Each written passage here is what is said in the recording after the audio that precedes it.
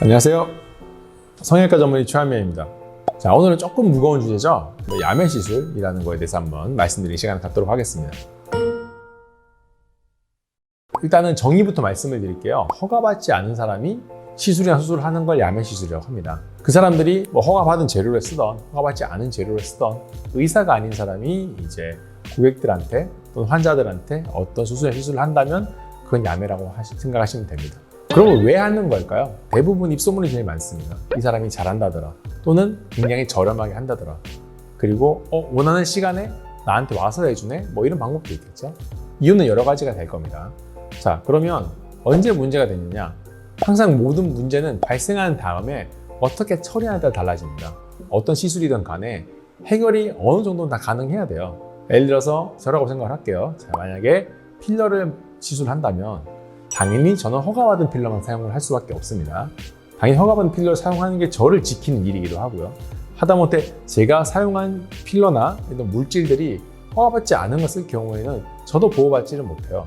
결과가 항상 좋으면 좋겠지만 만에 하나 우리가 예상하지 못한 부작용이 발생할 수도 있습니다. 필러 같은 경우는 매우 드물지만 염증이라든지 심해지면 괴사까지 가겠죠. 그런 경우가 발생한다든지 이랬을 때 대처가 돼야 돼요. 일반적인 우리 히알루론산 필러 같은 경우는 우리 녹이는 히알루로니 다아제라는 약에 의해서 녹아서 없어지게 되죠.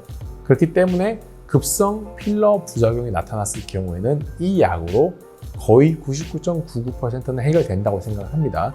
특히 괴사 문제 같은 경우는 빨리만 온다면 정말로 어떤 후유증을 남기지 않고 해결이 된다고 생각을 합니다. 하지만 녹지 않은 필러 또는 어떤 물질인지 모르는 경우, 실리콘 계열도 많겠죠. 그런 걸 쓸 경우에는 해결이 안 되는 경우가 많습니다. 이물질이 따로 노는 경우는 그나마 나아요. 달라붙어 있지만 않으면 저같이 수술하는 사람들 같은 경우는 결국에는 수술적인 접근을 통해서 제거를 어느 정도 할 수는 있습니다. 예를 들어서 이 볼 깊은 데 있다고 하더라도 정말로 위험한 위치만 아니면 수술적으로 접근해서 제거할 수가 있습니다.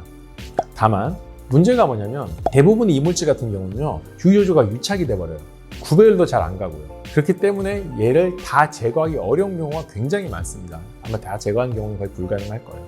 제가 봤던 분들 중에 좀 힘들었던 분들 같은 경우는 코, 인중, 이마 이런 부위 같은 경우는 이게 볼륨감이 있을 때는 문제가 안 되겠지만 유착이 돼버리면 문제가 뭐냐면 이 신경과 혈관 들어가 한 덩어리가 돼버리거든요.